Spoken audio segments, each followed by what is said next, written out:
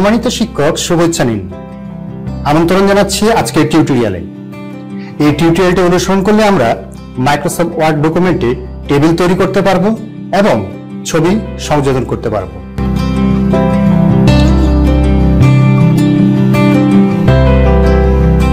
Microsoft ওয়ার্ডে কাজের ক্ষেত্র অনুযায়ী এ ধরনের টেবিল আমাদের প্রায়ই প্রয়োজন হয়। আসুন দেখি কিভাবে মাইক্রোসফট ওয়ার্ডে টেবিল তৈরি করা যায়। আগে থেকে তৈরি করা একটি ওয়ার্ড ফাইল ওপেন করি। আমরা এখন এরকম একটি টেবিল তৈরি করব। টেবিল তৈরির জন্য ইনসার্ট ট্যাবে ক্লিক করি। ইনসার্ট ট্যাবের টেবিল আইকনে ক্লিক করলে একটি গ্রিড ভিউ দেখতে পাচ্ছি।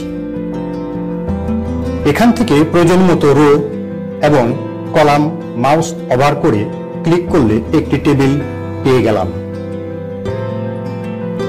এছাড়াও টেবিল অপশনের ইনসার্ট টেবিলে ক্লিক করলে একটি পপ আপ মেনু দেখতে পাচ্ছি। এখান থেকে প্রয়োজন অনুযায়ী কলাম ও রো সংখ্যা নির্বাচন করে ওকে করলে একটি টেবিল তৈরি হয়ে যায়। টেবিলটি তৈরি হওয়ার সাথে সাথে ডিজাইন এবং লেআউট নামে দুটি ট্যাব স্বয়ংক্রিয়ভাবে দৃশ্যমান হয়।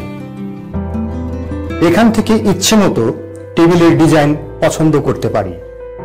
সম্মানিত শিক্ষক, আসুন প্রক্রিয়াটি আবার দেখি এবং প্রবাহ চিত্রটি অনুসরণ করি।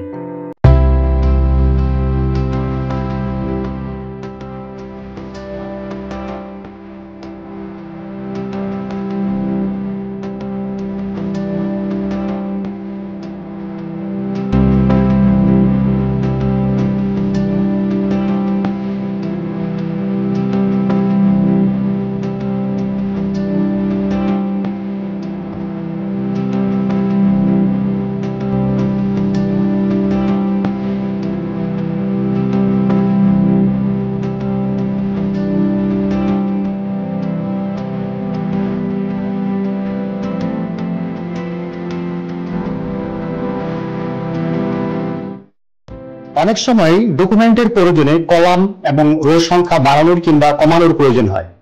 কখনো বা একাধিক সেলকে মার্জ করতে হয় কিংবা স্প্লিট করতে হয়। এবার চলুন এই প্রক্রিয়াটি দেখে নিই। টেবিলের রো বাড়াতে চাইলে টেবিলের শেষের দিকে ডান দিকে কার্সর রেখে এন্টার ক্লিক করলে রো যুক্ত হয়ে যায়। আবার রো এর সীমানা বরাবর কার্সর রাখলে প্লাস চিহ্ন দেখা যায়। এই প্লাস চিহ্নে ক্লিক করলে নতুন রো যুক্ত হয়ে যায়।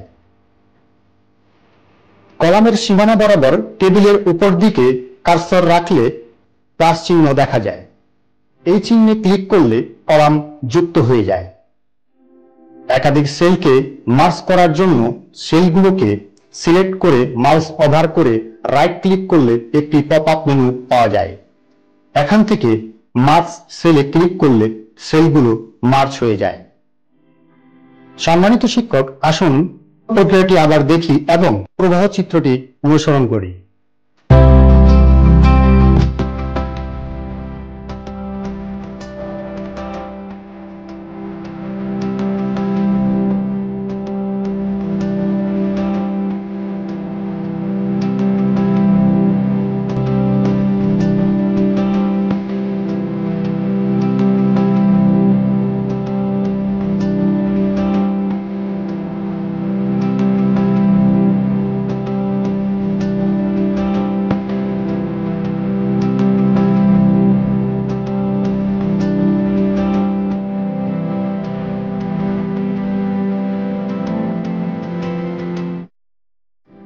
ডকুমেন্ট তৈরিতে, উদ্দীপক তৈরিতে কিংবা অন্য কোনো কাজের ক্ষেত্রে প্রায় আমাদের ছবি যুক্ত করতে হয়।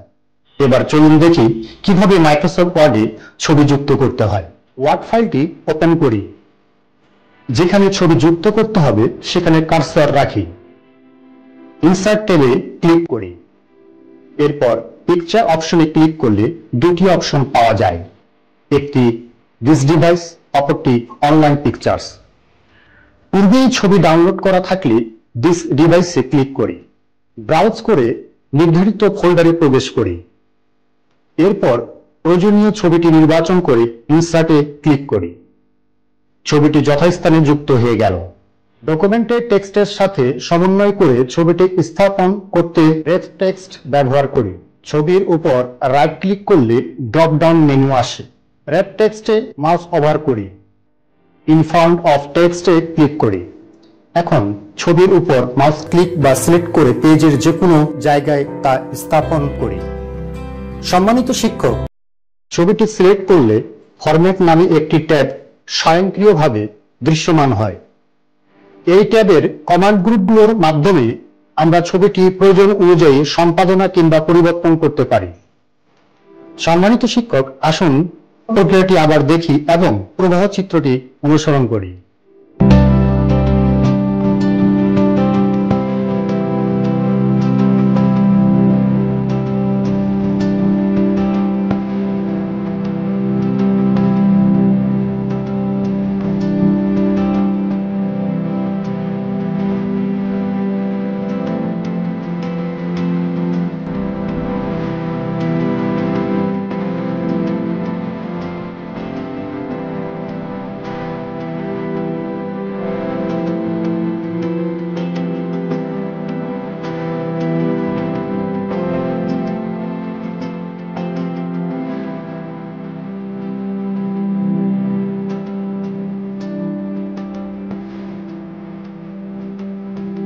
প্রিয় সহকর্মী, আশা করি এই টিউটোরিয়ালটি আপনাদের ভালো লেগেছে।